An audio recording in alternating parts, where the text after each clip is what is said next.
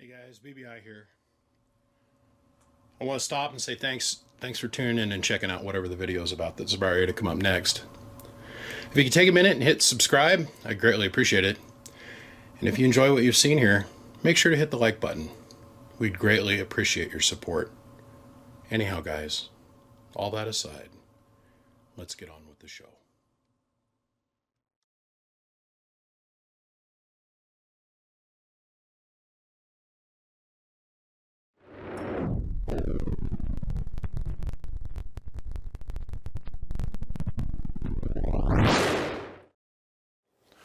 Well, no better place to start than right here on the top of the deck. Okay, so this is a 2kd-4 Henry. It's been slightly modified. Inside of here is an individual tap diode board for your bias. It does have the high-speed vacuum relay in it. It's got a little micro relay for your input, high speed. And of course, it did not have the stock parasitics in it. It had a set of very old Harbach parasitics in it from like out of an SP220. I went ahead and modified it and brought it up with the horseshoes. It helped it put out a little bit more power. This has got iMac, actual real genuine iMac 3500Zs in it. Full disclosure, this deck's had a little bit of a hard life. It's had several people in it, but the thing is still 100% functional and does everything the way it's supposed to. And that relay upgrade helps a ton. So, that being said, it's still got the stock BNC connector on the back. So that means you have to use the SO239 to BNC reducer on the back. But everything else is functional on it. ALC, all the other functions of this amp are fully functional. That's it. This thing is internally, 10 being the best. Internally, this is like an 8 or a 9. It's still fairly high quality.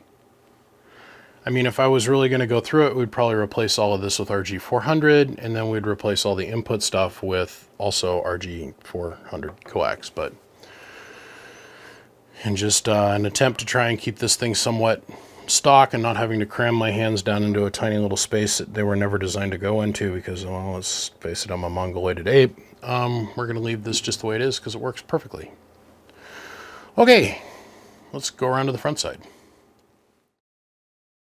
So we left off yesterday, and I could not, in all clear conscience. It's got this beautiful vacuum relay set up in it, and I could not, in clear conscience, leave that the way it was. So let me help you recreate this in your mind. I don't know if you were paying attention in the last little segment or not, but we had these two little pieces of RG58 center conductor, which has got neoprene jacket on it, was carrying our RF power from this tap point here off our second induction coil, or inductor coil. It was coming to our glitch choke, which is outside the tuning deck, inside the RF deck. And this piece of wire went here, and this piece of wire went over to the relay, this little guy. I replaced those with a piece of 12 gauge silver plated Teflon jacketed wire, which is majorly overkill. And then I couldn't stand the look of this coax that was in here. This piece of RG8 foam garbage. It worked, and it had been working all day as I'd been totally dinking around with it. And I thought, well, while I'm in here, I'm going to replace the RG58 foam coax that goes from the input connector on the back of the amp to here. And I replaced that with RG316DS, which stands for dual shield. And it's also all silver. It's nickel, copper, nickel plate, silver, double jacketed coax, which will more than handle anything we put at it since, well, I commonly pass 1,000 watts through this little piece of coax all the time. So using the RCA connectors, which I don't personally care for because I think they're like 70 something ohm, but it doesn't matter. It's immediately jumping to 100 ohm, and we're going through the relay. And then this piece of 316 single shield was already in here, but I went ahead and I reworked this coax, which comes from the input connector, replaced it, brand new 316. The output, which goes down to the deck, I replaced it also with 316. And both of these leads have enough extra on them that you can unplug them, flip the leads over into this deck, and pull this out and move it around if needed. And then the output, I went and replaced it with RG400DS, or RG400, however you want to look at it. This is dual shield Teflon. These are also Teflon. This is all Teflon based coax. And I don't know if you guys are familiar. Most of you guys are going to be familiar. I did that video, RG400 to Coax of the Gods, and its big brother, RG393. I was going to put 393 in here as a joke, but it's just too stiff. So I went with RG400, which will easily carry this amount of watts. I mean, like, easily. I've put 5,000 watts through this little tiny coax, and because it's Teflon and it's got a silver center conductor with a Teflon dielectric to it, it don't break down. It doesn't matter how hot it gets, it's not going to break down. If shit gets so hot to where this coax fails, you've got other major problems that you're having to address. The other thing is we had these two little disc capacitors. We're coming off of here like so. Well, electrically, what that does is it was making it so that the input passing through the output, we're adding capacitance to compensate for the impedance bump of going from balanced to 50 ohm load to 100 ohm load back to a 50 ohm load. Well, it was technically in the wrong place. It was affecting the signal when you looked at it on the MFJ on the output side, but that 120 puff was always present because it was on the output coax. On the other hand, attached here at the ground, this is a 25, there's two 25s, so 50, plus an additional 15. Okay, so what, 65 puff worth of capacitance to ground on our pass-through, which when this relay fires, this little guy fires, the RF now in turn goes to this coax connector, which goes down and goes to the input of the deck. Okay? The only time this coax, this little piece of coax here comes into play is when the RF is passing through the box. Otherwise, your receive, or your ability to talk through the amplifier to your antenna. This is where we need to compensate for the impedance bump, not over here. If you add a capacitor from here to here, ground to your output coax, it'll affect the signal in the same way, but it's always active in the circuit when the relay latches. So I noticed that last night, and I shot the last segment of video, and I was really tired. I spent most of my night up here working in the RF deck, which we're going to cover here in the next little segment. I noticed that, and I had to add this. So here is the screenshot of the pass-through tune, and you'll notice from 0 megahertz all the way up through 30 megahertz, it's a 1.1 or 1.2 or below for the entire 30 megahertz spectrum by adding those capacitors. That's passing through the amplifier. That's RF just passing, coming in and going back out the amp. Okay? That's the RF coming in from this connector, going through the relay, from this connector, coming around, going through the relay, hopping out, coming across this piece of coax, through this terminal point, and then back out to the antenna. So a completely clean pass-through tune. Now this thing isn't the pristine virginal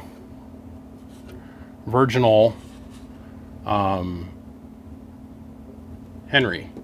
We've had those in here before, but still this is a very good example. And at this point I've got so much time into fixing things in here.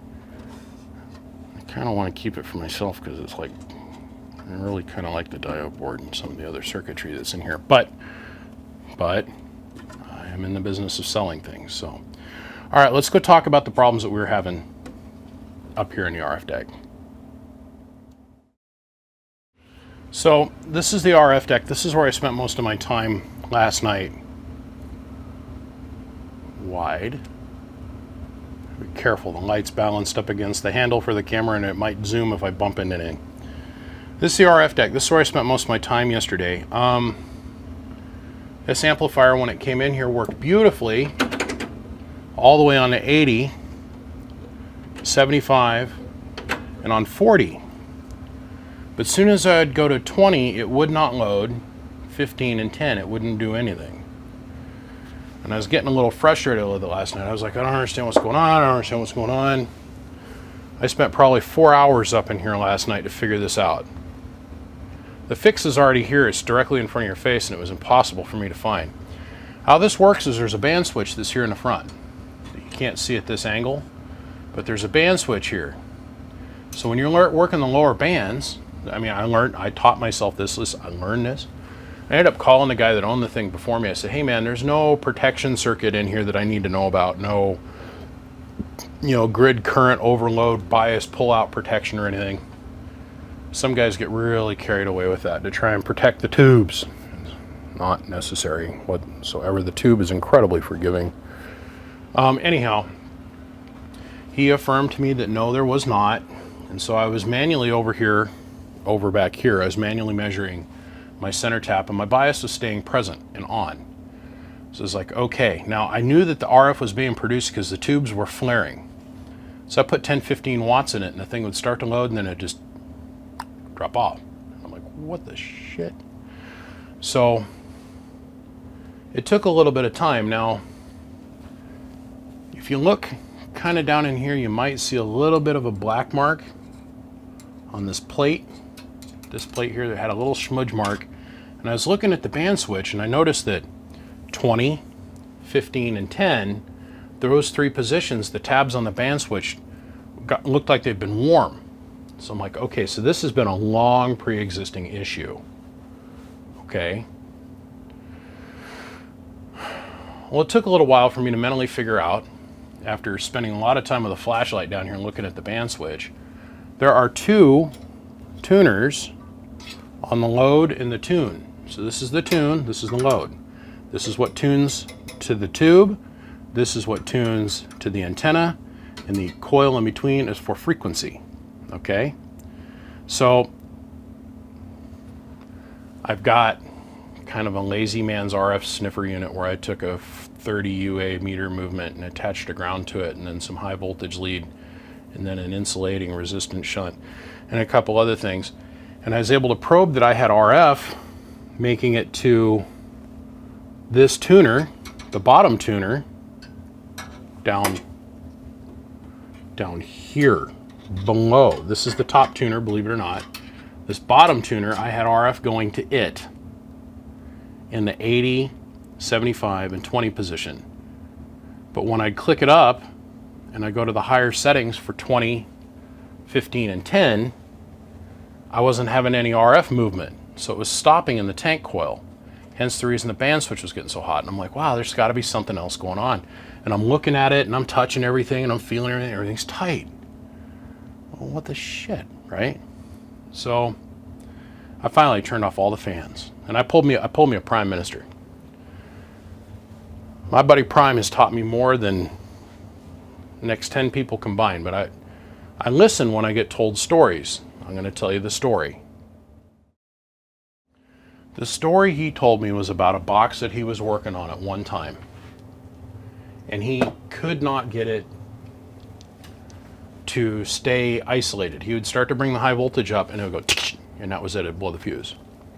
And he couldn't figure out where it was arcing. Now his woman, his wonderful, wonderful woman that he has, Miss T, we're just gonna call her Miss T, she goes, Prime, you need to turn the lights off and look at that thing running in the dock. So he waited for the sun to go down, turned off all the lights, and slowly started running up the voltage, and he saw the arc. And that's when the light came on in his brain. Okay, this is where my short's at. Well, I thought, man, I need to do that same arc over trick. Because I was watching it on the meter. You could load it for 40 and then go to 20 and start to load the power. And the power would start out low and they'd get up about 20 or 30 watts and just fall on its face. Okay. The reason I wasn't trying to do this at a heavy output is because I didn't want to burn anything up. I don't want to destroy these perfectly good iMac tubes that were in here. You got to be careful. So I'm only loading it, you know, I'm putting like 1 watt in it, and I'm expecting it to make maybe 20 watts out. Okay? So if there's a problem, I'm not destroying the tubes. So I turn out all the lights, and I turn off all the fans out here, and I go in the house because I can't hear it. I cannot hear it. I can see it on the watt meters going. I can't hear it. I can't see it. So I turn off all the lights, and I'm standing out here in the dark, and I start loading the power up, and I go into the house, and I get myself my stethoscope, and I take the stethoscope and I touch it to the front side of this box. Just touch it. So I'm holding it, and it sounds dangerous, but it really wasn't. I'm holding it to the front side of the cabinet, stethoscope in play, and I start loading it up, and sure enough with the stethoscope I could hear, but it was so slight I couldn't hear it with my ears. Like, well, where is this sound? Where is it friggin' arcing? With all the lights out, in complete darkness, in total silence, if we count up on the spacers, 1, 2, 3, I could see a tiny, tiny, tiny blue arc on the 3rd spacer up. I'm like, shut up. How does that even work? Because this shaft, this is a threaded piece of rod that goes from this end to this end on this Johnson tuner. Okay, these are made by Johnson, is the company that makes these. Same guys that made the Johnson Viking tuners, same thing, same company. This is a threaded piece of shaft, okay?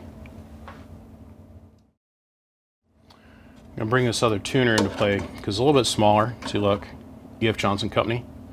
Same company that makes these tuners here, okay? It's just a smaller one, same principles. And the tuner's orientated this way inside the deck. Look very familiar? It's because they're almost the exact same thing, except the value's different. The plate's bigger, and this is a lower kV, and it's higher kV.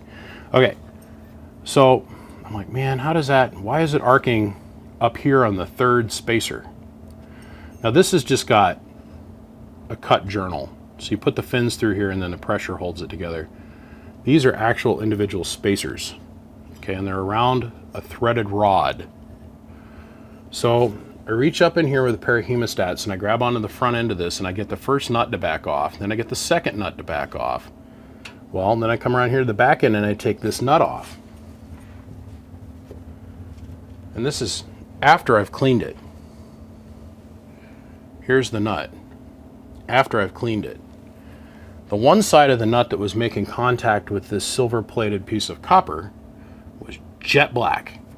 So, oh shit. Okay, now we're getting someplace. This is the nut that sits on the back side towards the porcelain. So we have 2 nuts here. 1 nut, 2 nuts. It's the second nut. It is completely jet black, and the thread that was on here was all scalded black, arced over. And when I seen that, I went, I get it now.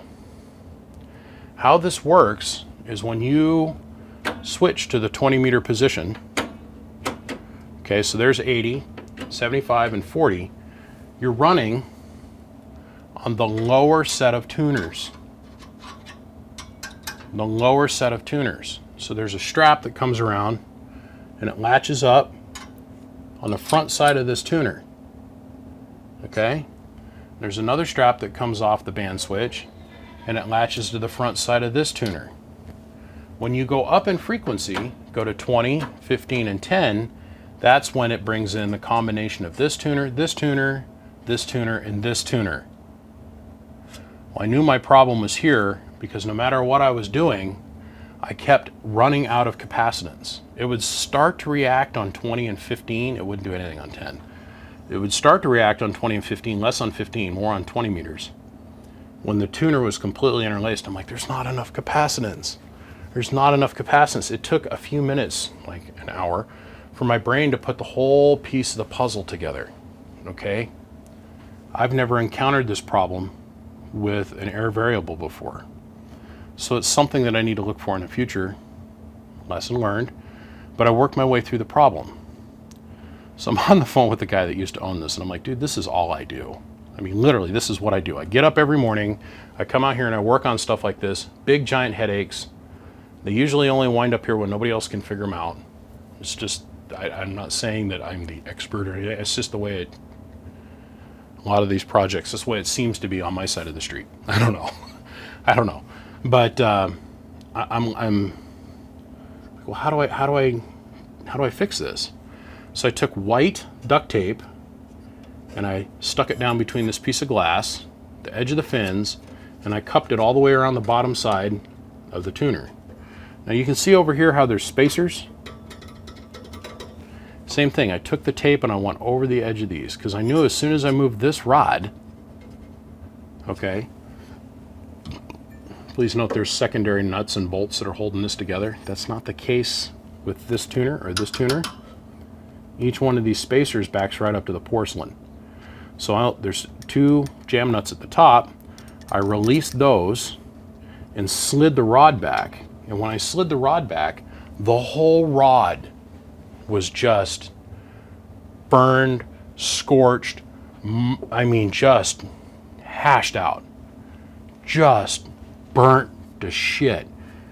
Well, that side of the tuner, this side, and then its opposite side of the tuner, its primary ability to conduct from A to B is this fin. From one side of the tuner to the other is this fin. There was nothing making contact up to the 3rd nut, and even there it was arcing, or the 3rd spacer, I mean. So I took spacer number 1, spacer number 2, so basically spacer number 1, spacer number 2, spacer number 3, and spacer number 4, okay, because I slid the rod forward and was able to remove those. Then I went on the inside of those and I cleaned all the burn out of it, all the arc burn, cleaned all of those out. I'm in there with a jeweler's file and a little tiny wire brush that I use for cleaning guns. I'm in there cleaning that all out. Got that all pretty. Then I slid the rod back this direction. Believe it or not. Now there's a little hole here in the back of the deck, and if I take the nut off of this, I can slide through the hole, and I took the whole rod out. And about this far into the rod was just disintegrated. So I grabbed a brand new piece of 633 all thread, or 632 all thread, rounded it off, cut it for length, slid it through, and then after cleaning all the insides of all of these, I guess ferrules, pass-throughs, however, barrel connectors, barrel spacers, slid it all the way through, rebuilt this whole section, put this all back together while it was in the deck. I don't know if any of you have ever had the pleasure of taking one of these apart, but anything you can do to not have to pull this deck out of the top end of the amp saves you 9 hours worth of work. It's about 2.5 hours, almost 3 hours to take one of these out smoothly and not damage anything. Then to disassemble down to where I could pull this tuner out after taking all the gear drive apart and having to worry about the indexing for the front end of the amp. I was doing everything I could to avoid that. I know that the gear drive, the counter, the step gears, and the indexing of everything in the front, if I had to disassemble that to put it back together, I would probably be able to get it about 99% on the money, but I didn't want to deal with that. I didn't want to have to bother with marking everything, re-indexing everything, remeasuring everything. Everything I could to repair this and leave it in the deck. I mean, it was frustrating. That's how my day began, because I couldn't get it to work on anything higher than 20 meters. Well, anything higher than 40 reliably. So, cleaned all this off, cleaned all the black scorch mark, because underneath this, behind this nut, was this stainless steel lock washer. If I fart on this lock washer, it's going to disintegrate. It is mostly carbon. It is just there, barely able for us to see. It is jet black, scorched completely. So when I went back and I put this back together, I used all brand new stainless steel hardware, not brass that's been silver plated, but stainless steel for a reason. With built-in star lock washers on it. Okay? Now, to prevent from this joint ever overloading again, I took a piece of 12 gauge Teflon wire and went from attachment point to attachment point. Now that's probably overkill. So that's what this little black hoop of wire is, from here to here. It's probably overkill, but I don't want to have to come back in and deal with this again in the future. I don't.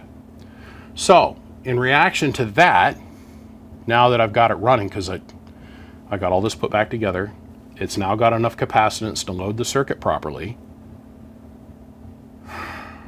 The only ones I hate worse than this is the one that's got the spinning wheel roller inductor.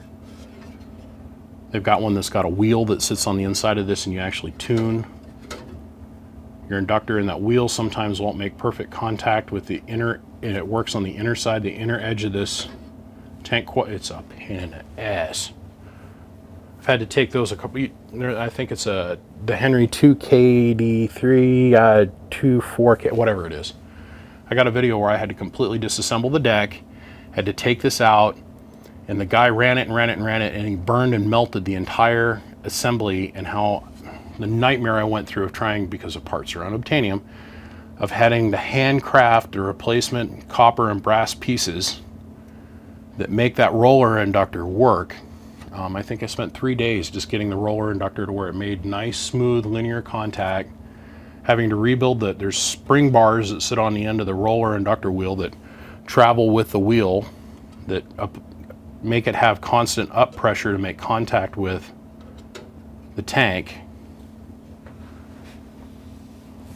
Needless to say, keeping true to theme, I noticed that some of the joints on the band switch had been hot, and they had been hot to the point where the solder that had been applied to the band switch had migrated, and they were making barely any kind of connection. So, once again, being the king of soldering irons, because I think it's fun to collect them, I go and I grab my 175 watt Weller and get it up to temperature, and with high temp solder, which breaks down at 600 and some 500 and something degrees instead of your normal 370 to 400 degree solder, resoldered all of the connections, and went and cleaned up the output band switches with the band file. And then I noticed on the 20 or the 15 and the 10 meter position that the pads that work on the band switches, the band switch passes by it, it makes contact. Those pads were bent because somebody had already been in there and tried to play with that and get those to clean, thinking that was the issue, and they actually bent them to where they weren't making proper contact. Okay, with a pair of dental picks, I was able to reach down in there and support the middle of the armature that makes contact with the pad. I was able to support the middle of it and take the second dental pick and bend the finger down so it now is sitting straight, and we've got good contact on 20, 15, and 10. And guess what? It now works like a top. So, the upper deck, this is perfect and clean and right and electrically sound. You can see the results of the RF backing up. You can see there's a little bit of a scorch mark over here in the corner. Well, that's because when you try to go to the higher bands, the tubes are jamming out jam, but there's no place for the RF to go. So it's backing up, hitting the tubes. Well, it's going to affect every joint in the box. Here, the bottom of this inductor coil, the bypass cap or the pass-through caps. That's why the parasitic wire kept burning up, and it's had to been replaced at one point or another. Or not the parasitic wire, but from the parasitics to the blockers has had to been replaced. This right here, this nut right here, and its shaft and its attachment point was the cause of all of this here. This here, there's a little bit of scorch mark that's down in here that I couldn't get to clean off down here on this piece of fiber board. All of this was related back to this one nut and the shaft making poor contact. That's how I fixed that. And that's what I spent most of my day doing. So then I shot the segment of me talking about what I talked about at the very beginning of the video. And then last night I decided, I was smoked. I was like, I'm done. I don't want to deal with this anymore. The box is working. I'm done with it. Me personally, could not let that vacuum relay system that was beautiful, that was in here, but had all this muffed up coax attached to it. I pray for you all that you never have to experience the joy of having to change those coaxes out. That involves multiple hours of slowly taking things apart And since there's been all these other mods done to it, like the bias boards inside of what would be the normal housing for the relay, having to move that around and disconnect all the wires from it and remove it, and then be able to have access to the coax inputs on the back. This amp has been a lot of fun, but it's not going to be as much fun as the next one I have coming up. I can almost guarantee you. I'm really not looking forward to the next one I get to work on. This thing was, I mean, I'm sure the guy that owned this before me, super nice gentleman, nothing but respect. His craftsmanship in here, what I've seen he's worked on, very good, very good. I have nothing to say about it that isn't positive. And I'm sure he's going to watch this video, and I want him to hear my words of encouragement. He's a very smart man. Basically had my dream job for 40 years, working at a company I wish I could go to work for. Very, very smart man. I just need it to work all the way, 100% of the time, all the time. So I had to figure out why it wasn't. And I can tell a lot of fingers have been in here. Like you can see over here, this is not working for me. You can see over here, somebody has over tightened this at some point or another. It's okay, it's still making great electrical contact, which is achieved by these two jam nuts.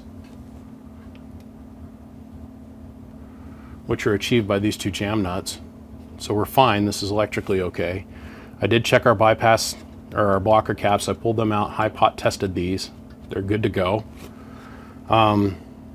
There's nothing more in here I need to do. I did add my mother's miracle oil to the gears in the front and cleaned all of that up because it did have a little bit of just time and dust on everything, and I wanted everything to run incredibly smooth. But now that I changed all of this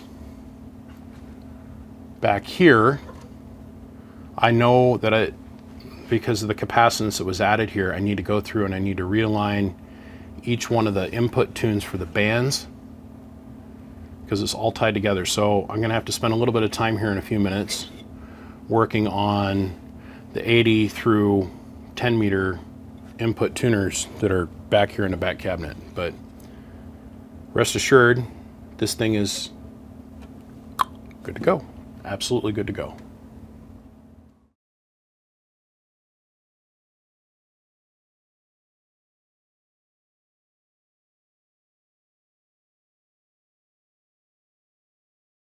So this is the back side of the amp.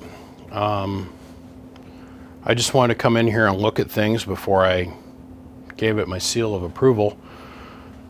There is normally a magnetic switch that is attached here, okay, on the deck, and then on the back lid there's actually a magnet.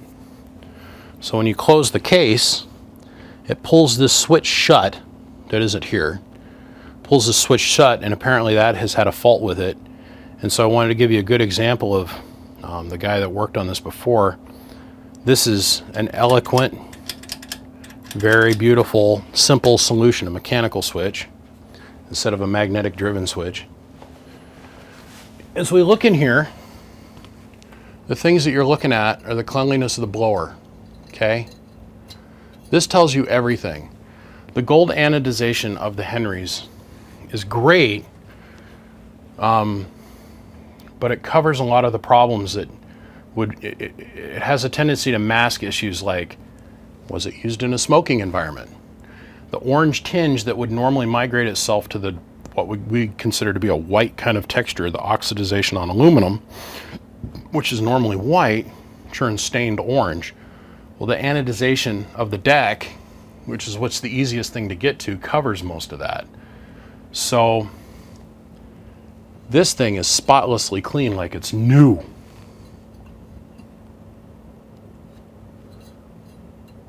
This little blower is spotless. Inside of here is spotless. The inside of this deck is spotless. Our bleeders, which are back in here, spotlessly clean. Our spark plug wire, I'm sorry, they didn't use spark plug wire, although it looks like spark plug wire. It is not spark plug wire. Our high voltage connector, it's in great condition. Inside of this is spotlessly clean. The jacket and the rubber, still soft, completely malleable. We found that in a lot of these units, I've had to go back. I'd say the last 4 or 5 that I've worked on, I've had to replace this high voltage lead because it's so brittle, it cracks.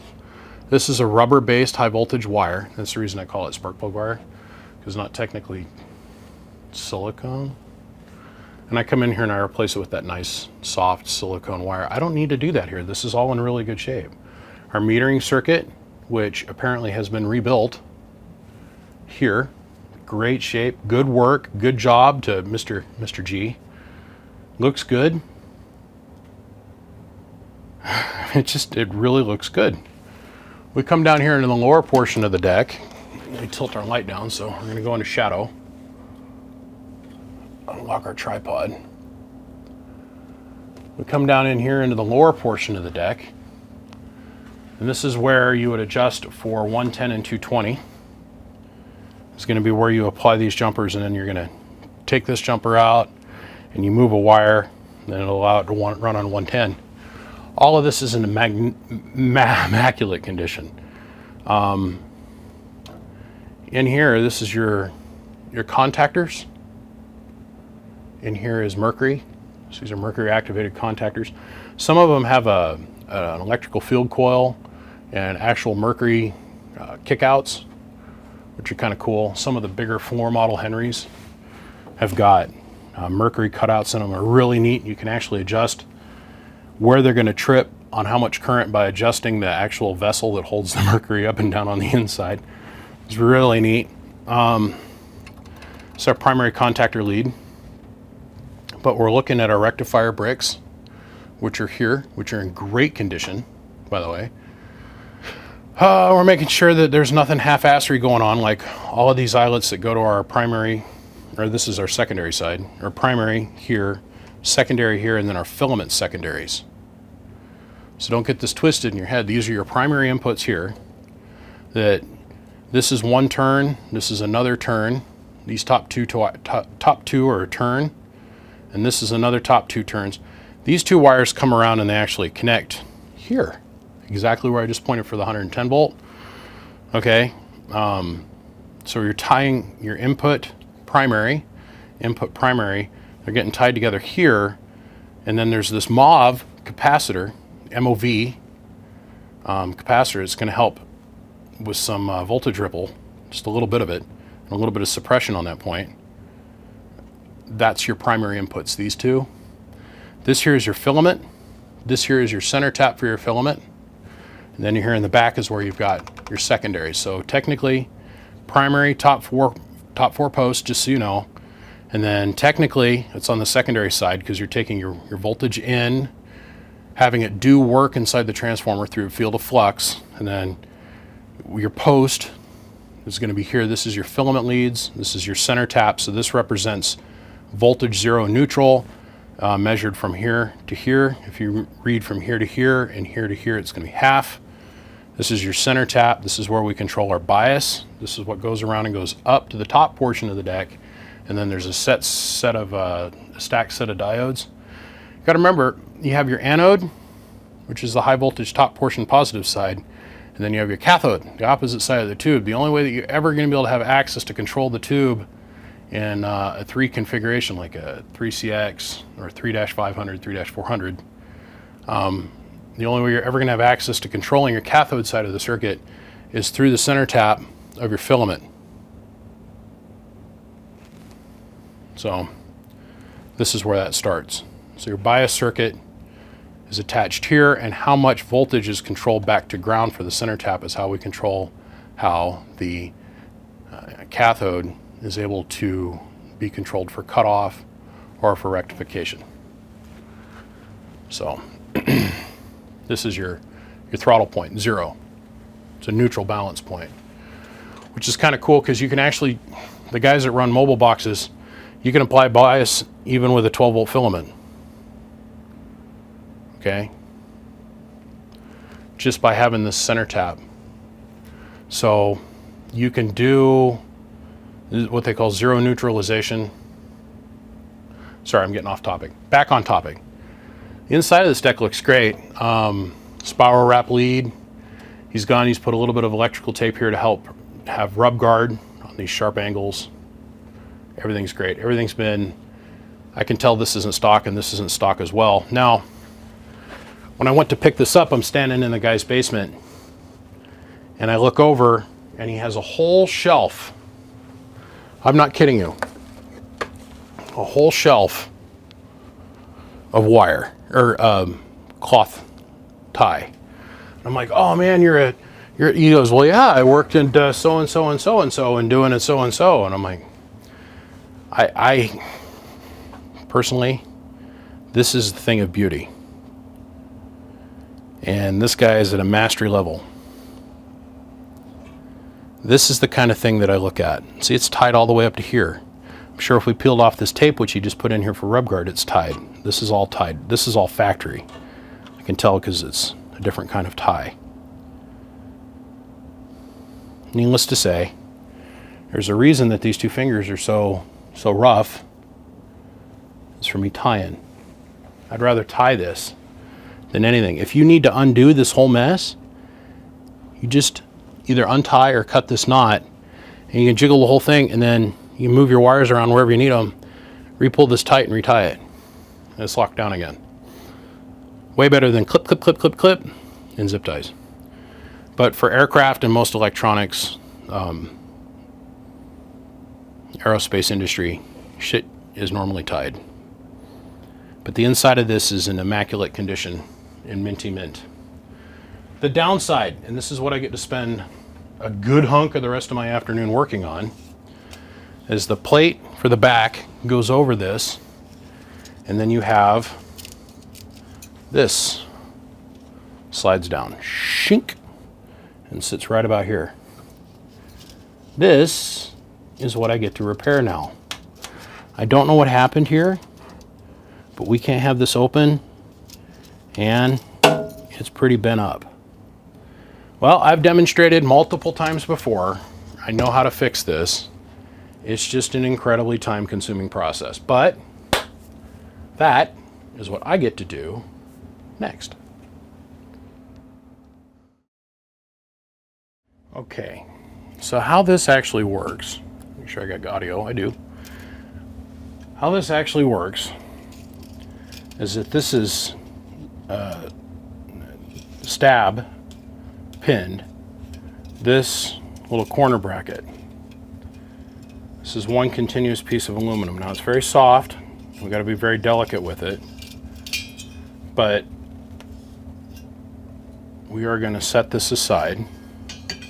We'll come back to that frame here in a minute. So I always say, let's get all the shit out of this thing. Ooh, dirty. The thing I've always liked about these screens is even if you're a smoker, all you got to do is take the screen off and throw it in the dishwasher. So this is crinkled. 3 layers of just basically run it through a die that puts the waves in it, pieces of window screen. Okay. Now, am I have access to that machine that's going to allow me to fold this? No. Am I going to sit there with a brake, some kind of ghetto brake, and refold all of this? No.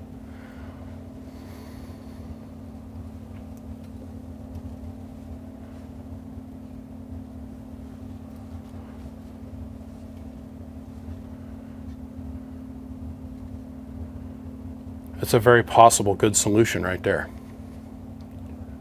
But I don't like having this bear hanging out. I don't like this. So what I can do is I can go and I can get a new piece of stainless steel window screen and cut it out to the same size,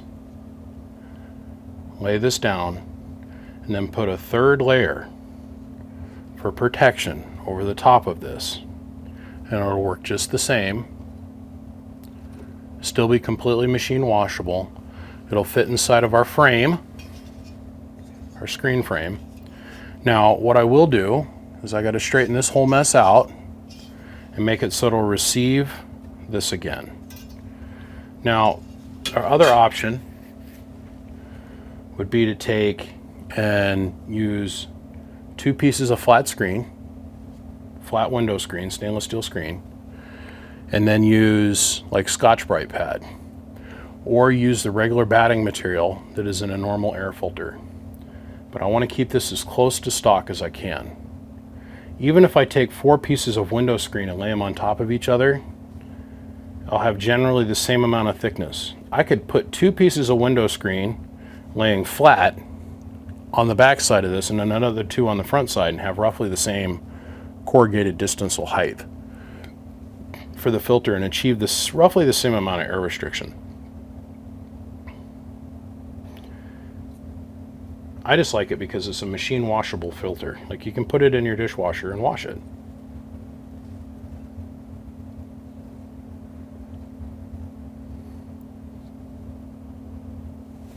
I could sit here with a ruler and the tool that you put the rubber screening in on around a screen door or something, or a window with, and crinkle each one of these things. I don't have that kind of time, but the simple solution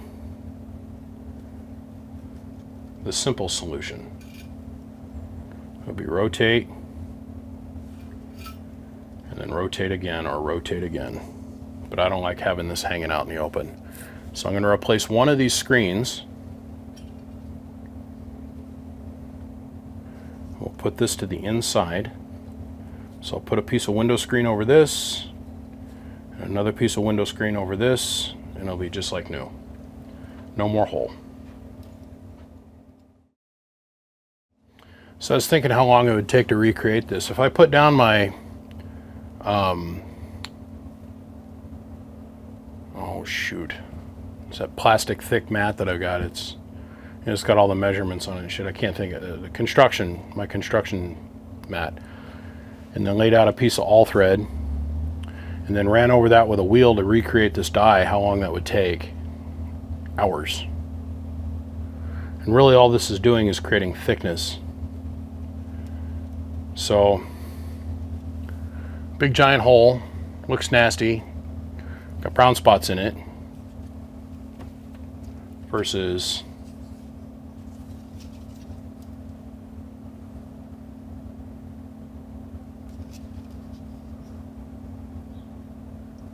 pretty cool, huh?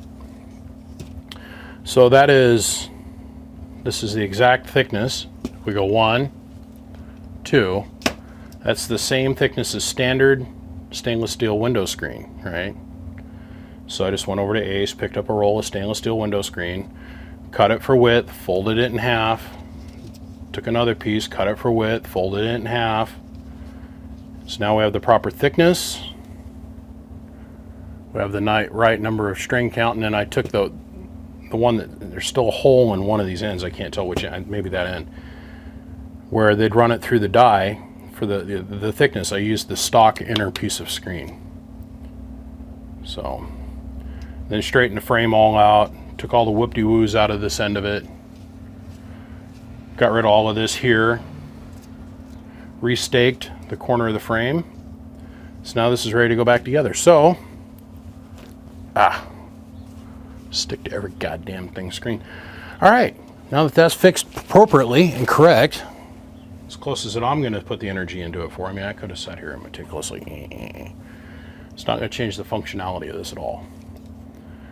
So you can easily see through it.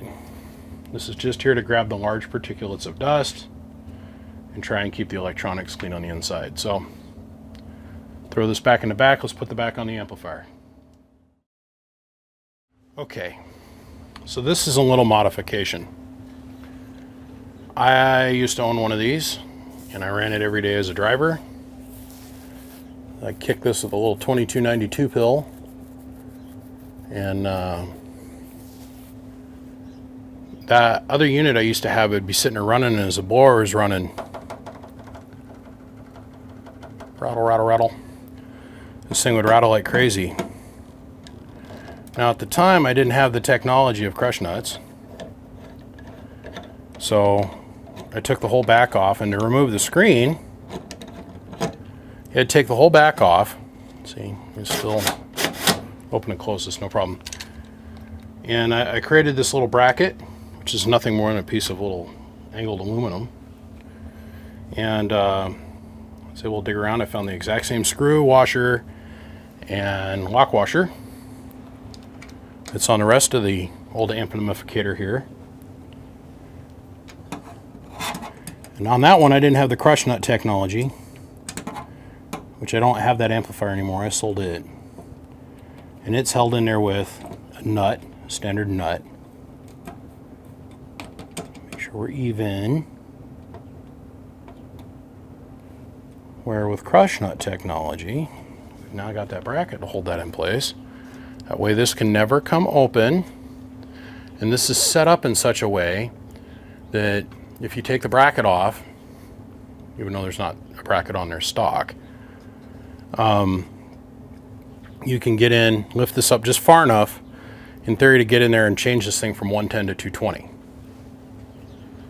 So, me personally, I think it's a crime against all of man and humanity in itself if we run one of these on 110. So, still all you got to do is remove this little tab, and then you can slide this thing up. You can't pull the screen out because the deck's kicked back. So you can run the screen up to about here and get in here and work, but it protects you from most of the high voltage. Most of the high voltage. Even though directly in here is your high voltage rectifiers, but screen looks good. Everything fits, no more holes. Nice and tight. Good to go. No rattles. Okay, so first off, let me just say, if you have motion sickness or tune out now, just understand that everything works perfectly on this box. We're going to demonstrate this now, and it's going to require me moving a camera around and zooming in and out a lot to make this clear and easy for everybody to understand. So we're currently in the 80 meter position. Our load is 42, our tune is 73 over here, 42 here.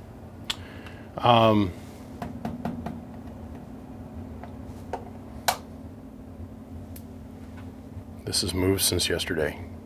It's actually resting at 0. I'll adjust that here in a minute. Okay, so there's our 0 signal. It's about 175 mils or 1.7 mils or what. I'm going to look at that as mils. So we're right on the money where we need to be for 0 signal. So let's go over here, and of course we got this set on grid. So at full output power with just the ICOM 7300 hitting this, which this is a 200 watt driven unit. It requires 200 watts worth of power to make or exceed, and it says this in the manual, to make or exceed the legal limit. Okay, so this is with hello audio, about 80 watts worth of drive. Hello, 1 2 1 2. Hello, 1 2 1 2. Okay. Now, it's a lot easier for the tube to generate power in these lower frequencies. I think everybody knows that now. So let's go ahead and zoom in over here, and let's start getting ourselves a surroundings understanding of what we're looking at here. So this is a 50 watt slug, 2 through 30 megahertz. We're going to go over here to the bench. That's a 1,000 watt slug in peak envelope power, and 1,000 in average, and then 5 watts in reflect, but that's a 25 through 40 megahertz. Not going to worry about it. Doesn't matter. We're going into the bird 10,000 watt dummy load. So first, let's go over here, and we're going to look at our input reflect. This is our pass-through tune. Hello, hello, hello, hello, hello. Of course, it's not reactive because, well, we did the appropriate positioning of capacitors. Let's go ahead and we'll step on a gas pedal. Hello, 1 2 1 2 1 2 1 2 1 2. Hello, audio. About 1.25 watts, maybe at the most, if that. And this is what we're showing for output power. Hello, 1 2. Hello, 1 2. Showing 11 to 1200 peak watts on sideband. Dead middle of the 80 meter band. I did have somebody point out to me one time that if I don't have this radio set up exactly in the middle of all the data is erroneous. So I'm like, okay, dude, if that's what you think. Hello, 1 2 1 2 1 2 1 2 1 2. Okay, let's we're gonna skip over the 75 meter position. We're just gonna go directly to 40. Okay, so here we are in 40.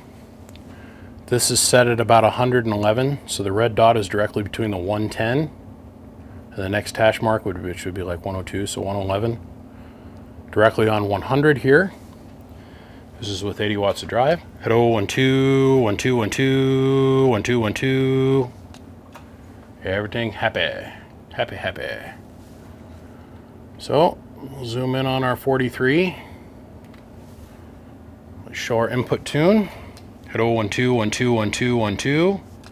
Beautiful, low, even lower than 80.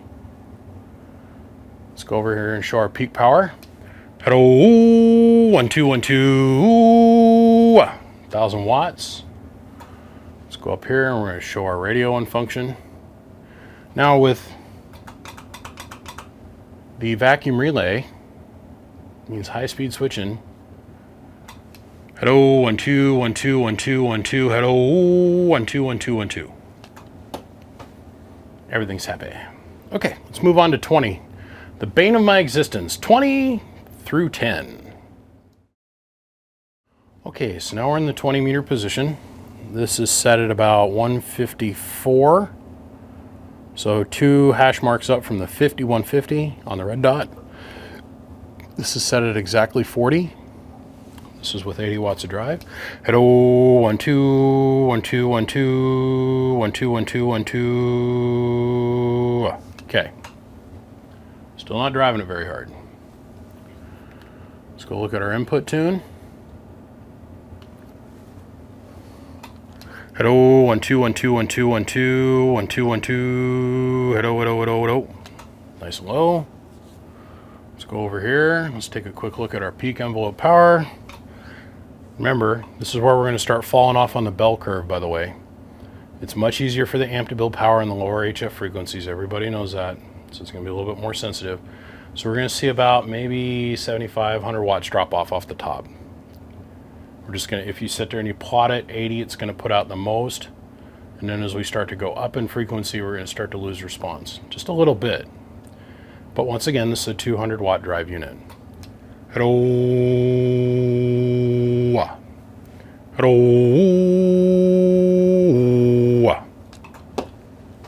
Pretty simple, right? Let's go up here. Let's look at the radio. Let's do this one more time after this, and then I get to go drive it hard. 1, 2, 1, 2, 1, 2, 1, 2. Hello, audio. 1, 2, 1, 2, 1, 2, 1, 2. Cool beans, butt wags. Moving on to 15. Okay, so here we are in 15. Hello, 1, 2, 1, 2, 1, 2, 1, 2, 1, 2, 1, 2. Remember, this grid meter is king. Okay, that's cute to look at and all. 1, 1, 1, 1, 1, 1, 1, 1, 1. Grid meter determines everything. Always. Just saying. So let's go ahead and zoom in here. 1, 1, 2, 2, hello, to 3, to 4, to 5, to 6, to touch the peckle on the picker. Okay. Now, let's go over here.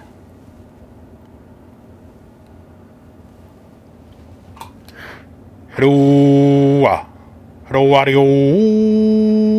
There's our 900, 950 watts. Same things that we've been seeing before. 1, 1, 1, 1, 1, 1, 1, 1, 1. Hello, hello, hello, hello, hello, hello. Good to go. Sex on the beach.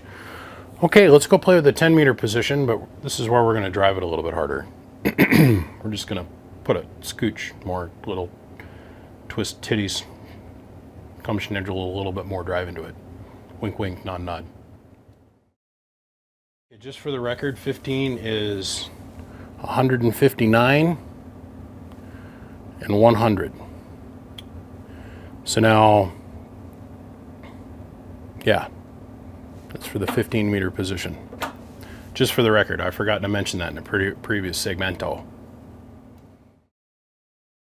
Okay, for the 10 meter position, we're going to set this at 161 to 162, and this is going to be about 102 to 103, somewhere in here.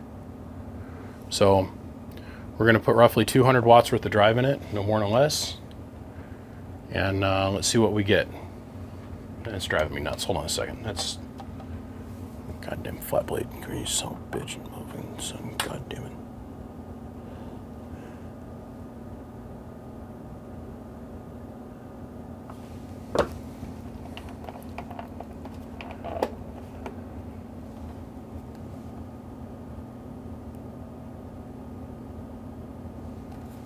Okay, now let's make sure our armatures line up. Because that is off for some reason. Be straight up and down.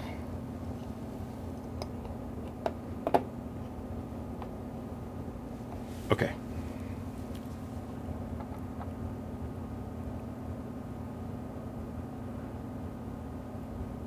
Good. Okay. It's done bugging me now. Hello, 1 2 1 2 1 2 1 2 1 2. Okay, so now we're gonna go look at our input reflect.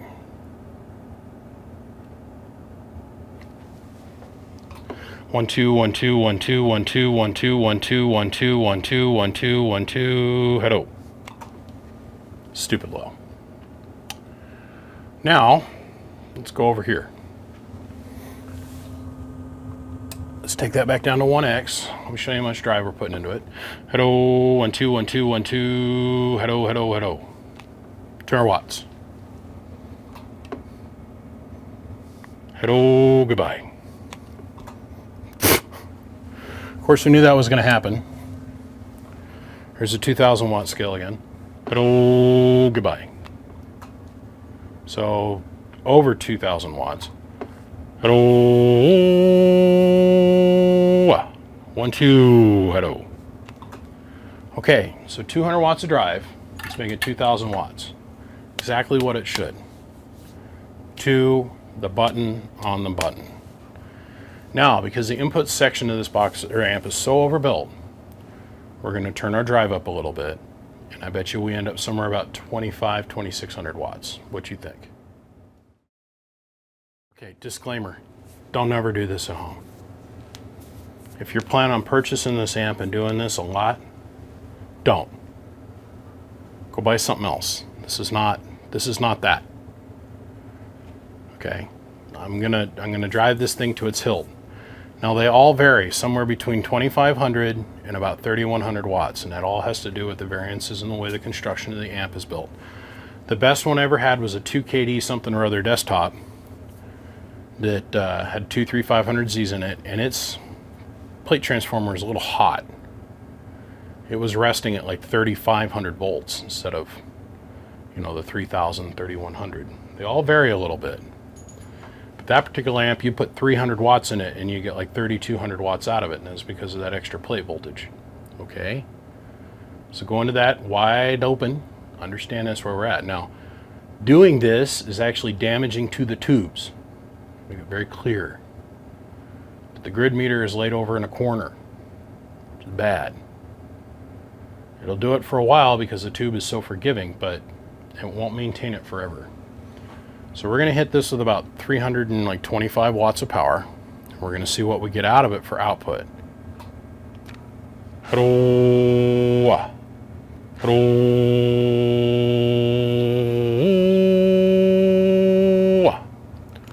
A solid 25. Looking at it from over here on this angle, it's about 26. Doesn't matter. As long as I see that 25, 23 to 25, I know the tubes are good to go. No problems, no pain, no strain. Oh, it's blinking at me. I changed batteries. Hold on. Okay. Now I'm going to show you what this does to the front end of the amplifier to help keep this real and in perspective for everybody. Okay. Currently set at grid. Let's watch our plate meter. This is what makes me cringe every single time I do this, because I know these meters are doing this. The other reason I'm doing this is I'm trying to down promote the idea of doing this. When you've got your meter in the grid position and you're looking at your grid meter, the amplifier can't speak English to us. Okay, it can't. Otherwise, it would have a human voice coming out of it right now going, "Stop!" stop every single time we do this. Well, no one wants to listen to that. They just don't. No one wants to hear that horse shit. So this is the language of the amplifier. We're wanting to keep it underneath about the 200, maybe 250 mil mark at all times, right? Say it with me. Stop! Stop! Stop!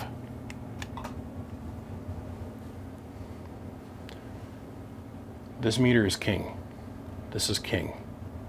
This is a general reference number. This is king. Okay?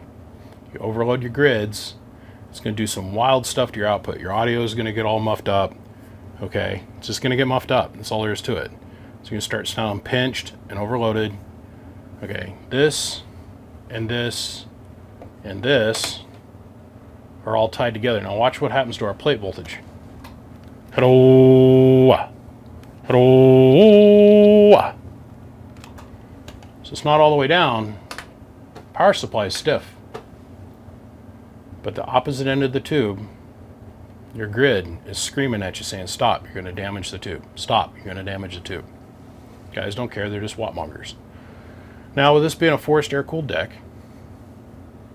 the tubes will last a little bit longer than they would like in a Heath kit or something like that. But remember, this is an amateur radio amplifier that can be used elsewhere. But this is the best of the best. It's the Cadillac of all Cadillacs as far as this style, this build goes. I love these little Henrys. I don't really want to sell this one, but it needs to go away because I've got too many of them here as it is. So, yeah. Let's let everything cool down. Let's wrap this up. The downside to this is this bezel. I'm going to point this out. It has to be pointed out.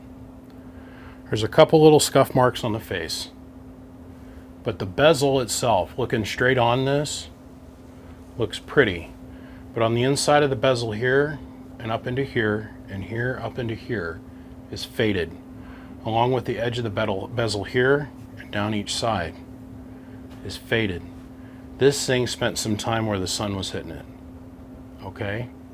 Other than that, this amp works perfectly, flawlessly.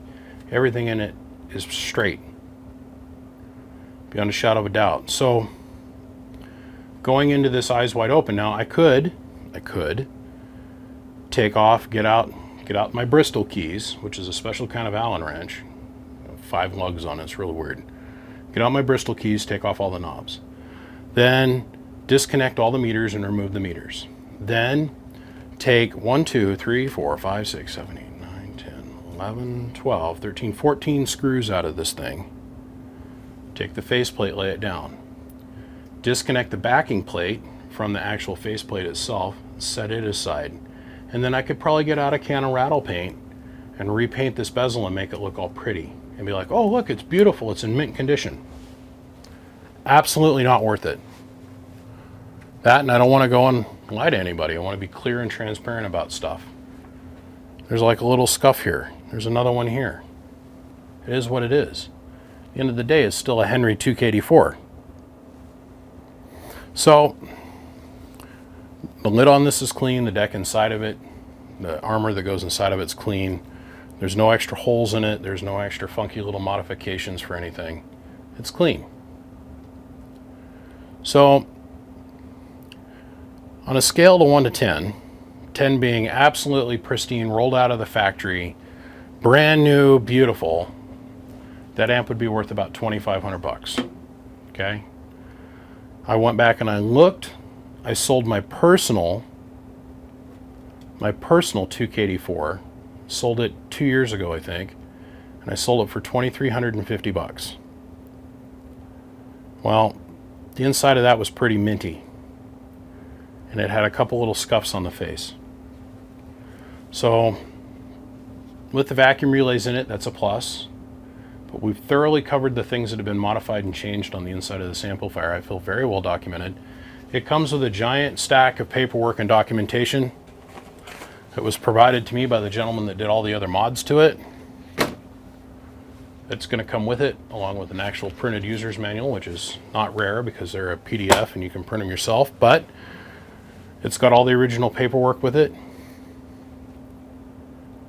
I think I'll part company with this one for $2,200, and I feel very sound in that decision. So you guys just call me and let me know if you're interested in getting this. We'll figure out the logistics of having it shipped. Things are weird in this country right now. Everything's shutting down and closing down because of the virus thing. So we're just going to have to play the shipping portion of it by ear. But I am very much putting this amplifier up for sale, and I want it to go to a new home, because it can't stay here. Well, enough with this beautiful little girl. Rescreened, reparasitic, bias control redone, ball smash making it work from 10 to 20 megahertz, or 20 meters through 10 meters.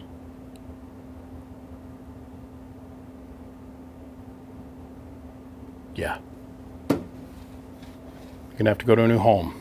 That's all there is to it. It's pretty much blemish free. There's a couple little scuff marks and stuff with just age, but nothing major that I need to like go and point out and get all concerned about and be like, oh my God, somebody scratched pimp amp on the front of it. None of that. I will send you a BBI sticker to apply anywhere you want. I'm not going to go and slap it in the middle of the face. I'd be just disrespectful. If I was to do anything, I'd put it down here in the switch position down here.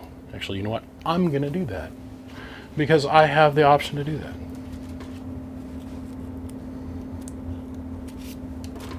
Don't worry, this isn't permanent. It's just a very soft vinyl sticker that if you don't like it, you can peel it off of your amplifier.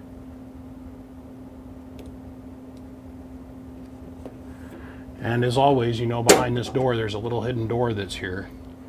This is where we get access to our breaker, our fuse, and our reset button. So, guys, give me a ring, let me know. Let me know if you're interested. I'm off to the next one, which is yet another Henry, but it's a giant bag of dicks. This one was a little bit of a pain, but I feel very comfortable putting my sticker on it and letting you guys have it. So, on that note, on to the next project. I'll see you guys. Appreciate every single one of you tuning in. Bump bump from the biggest dock in Idaho. Bye-bye. Show you this. This has the longest power cord on it I've ever seen. Still going.